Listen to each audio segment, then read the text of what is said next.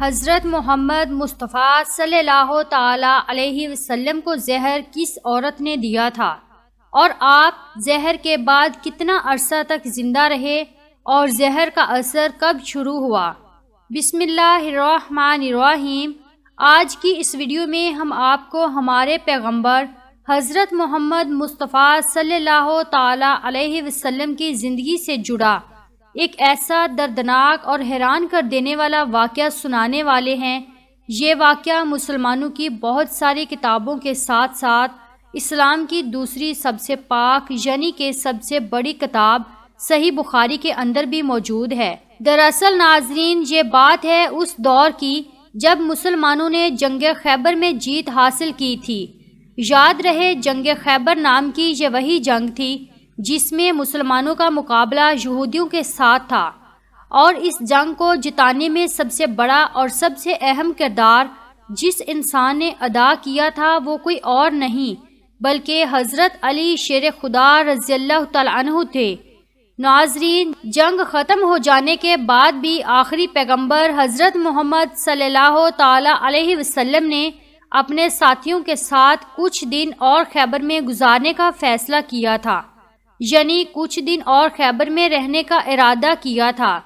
پیارے ناظرین، یاد رہے کہ جنگ میں جیتنے کے باوجود بھی پیغمبر حضرت محمد صلی اللہ تعالی علیہ وسلم نے خیبر کے یہودیوں کے ساتھ نرمی کا سلوک کیا تھا، اور جو یہودی امن کے ساتھ رہنا چاہتے تھے وہ جنگ کے بعد بھی خیبر کے علاقے میں ہی رہ رہے تھے۔ اسی میں یہودی عورت جس کا نام زینب بنت حارث بتایا جاتا ہے اور جو سلام بن مشکان کی بیوی ہوا کرتی تھی، اس نے جب آخری پیغمبر حضرت محمد صلی اللہ تعالی علیہ وسلم کی دعوت کی تو آپ نے اس کی دعوت کو بڑی خوشی خوشی قبول کیا۔ اتنا ہی نہیں، اس نے دعوت کے ساتھ ساتھ آپ کے پسندیدہ کھانے کے بارے میں بھی پوچھا تھا، تو آپ نے اس کو اپنی پسندیدہ کھانے کے بارے میں بھی بتایا تھا۔ تو آپ صلی اللہ تعالی علیہ وسلم سے جب اس عورت نے پوچھا کہ آخر آپ دعوت میں کیا کھانا چاہتے ہیں، تو آپ صلی اللہ تعالی علیہ وسلم اس کے بعد دعوت کا وقت آنے پر آپ اپنے چند ساتھیوں کے ساتھ اس کے گھر کھانا کھانے کے لیے پہنچے تھے، مگر وہ یہودی عورت جو اندرونی طور پر مسلمانوں کی دشمنی میں جل رہی تھی اور اپنے جیسے اور بھی بہت سارے یہودی سرداروں سے ملی ہوئی تھی، اس نے اس دعوت میں کھانے کے طور پر پیش کیے جانے والی بکری کے گوشت میں زہر ملا دیا۔ یہ زہر دراصل بکری کی ران کے گوشت میں ملایا گیا تھا، کیونکہ دعوت سے پہلے جب اس نے آپ صلی اللہ تعالی علیہ وسلم سے آپ کے سب سے پسندیدہ کھانے کے بارے میں پوچھا تھا تو آپ نے اس کو بکری کے ران کا گوشت ہی بتایا تھا۔ فی الحال جب دعوت کے دسترخوان پر زہر سے بھرپور اس گوشت کو پیش کیا گیا اور آپ نے جیسے ہی اس گوشت کی پہلی بوٹی کو اپنے منہ میں رکھا تو فوراً اپنا ہاتھ کھینچ لیا اور اپنے سبھی ساتھیوں کو حکم دیا کہ اپنا اپنا ہاتھ کھینچ لو، کیونکہ اس کھانے کے اندر زہر ملا ہوا ہے۔ مگر افسوس، اس وقت تک آپ کے کچھ ساتھی اس گوشت کو صحیح طور پر کھا چکے تھے، جس کی وجہ سے زہر نے پوری طرح سے اپنا اثر دکھایا اور ان کی اس زہر کی وجہ سے ہی شہادت ہو گئی۔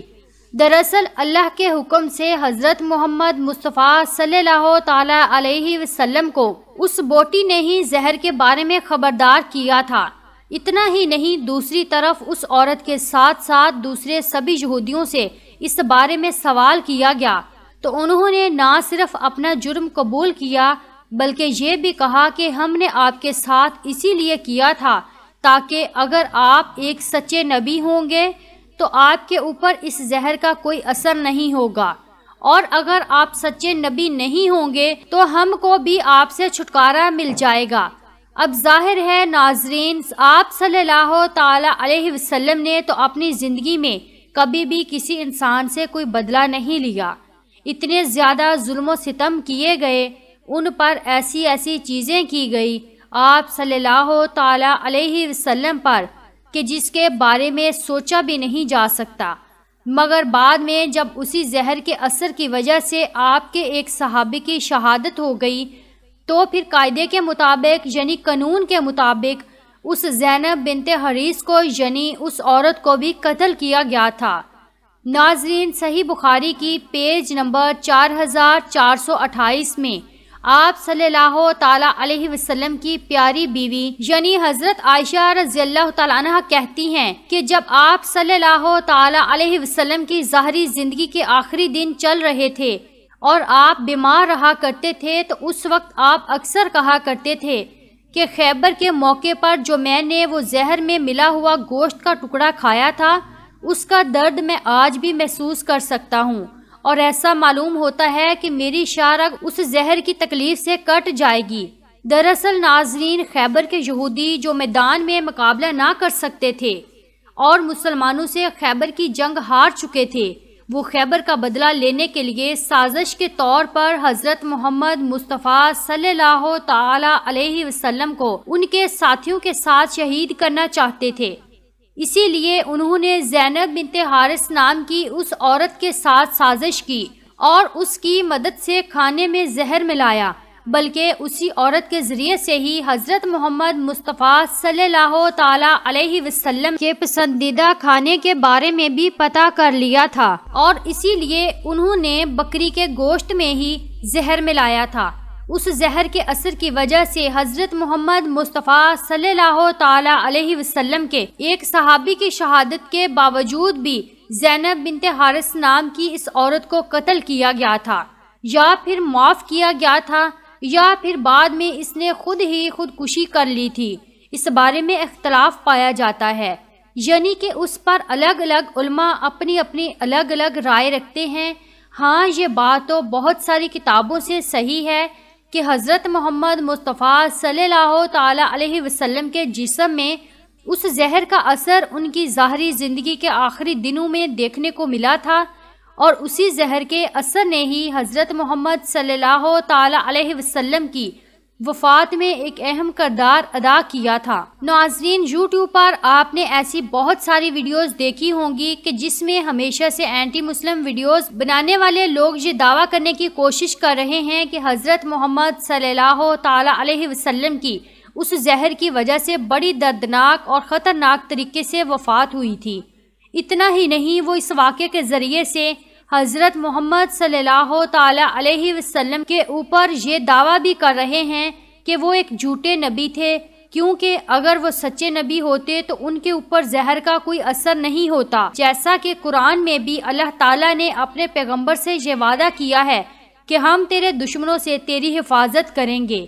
تو اگر محمد صلی اللہ تعالی علیہ وسلم واقعی ایک سچے نبی تھے تو ان کی پھر اللہ نے حفاظت کیوں نہیں کی؟ تو ایسے دعویٰ کرنے والے جھوٹے لوگوں کو سب سے پہلے تو اس واقعے کو اتہاسک کتابوں کے طور پر دیکھنا چاہیے، یعنی اس کے وقت کو چیک کرنا چاہیے، اس کی تاریخ کو دیکھنا چاہیے۔ ناظرین، ہم آپ کو بتاتے چلیں، جو جنگ خیبر کا یہ واقعہ ہوا تھا، یعنی جو زہر والا جو واقعہ ہوا تھا، وہ دراصل 7 ہجری میں ہوا تھا،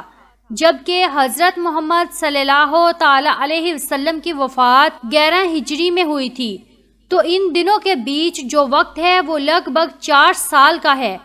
اب آپ لوگ ذرا سوچئے کہ ایسا خطرناک زہر کہ جس کی وجہ سے ایک انسان کی یعنی حضرت محمد مصطفیٰ صلی اللہ تعالی علیہ وسلم کے ایک ساتھی کی فوراً ہی وفات ہو گئی تھی، اور وہ تھوڑی دیر بھی اس زہر کے اثر کو برداشت نہیں کر پائے تھے،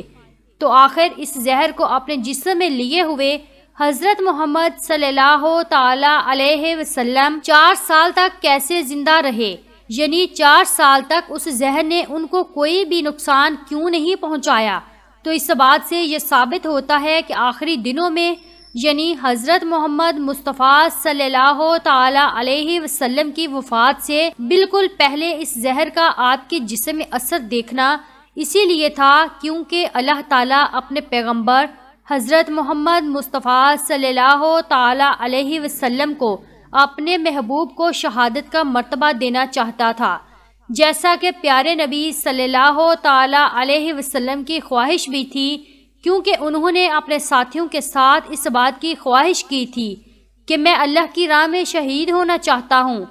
اس کے علاوہ یہ بات غور و فکر کرنے والی ہے کہ حضرت محمد صلی اللہ علیہ وسلم کو اس بات کی خبر کیسے ہوئی تھی کہ اس گوشت میں، اس کھانے میں زہر ملا ہوا ہے، کیونکہ آپ نے پہلا لقمہ لیتے ہی نہ صرف اپنے آپ کو روک لیا بلکہ اپنے سارے ساتھیوں کو یہ حکم دے دیا تھا کہ فوراً اپنے اپنے ہاتھ پیچھے کھینچ لو، کیونکہ اس کھانے کے اندر زہر ملا ہوا ہے۔ ورنہ ظاہری سی بات ہے، آپ کے وہ صحابی جو کہ آپ کی طرف سے رکنے کا حکم دینے سے پہلے ہی اس گوشت کے ٹکڑے کو پوری طرح سے نگل چکے تھے، ان کی تو بعد میں وفات ہو گئی تھی۔ تو ظاہر ہے آپ صلی اللہ تعالی علیہ وسلم کا اس بات سے پہلے ہی خبردار ہو جانا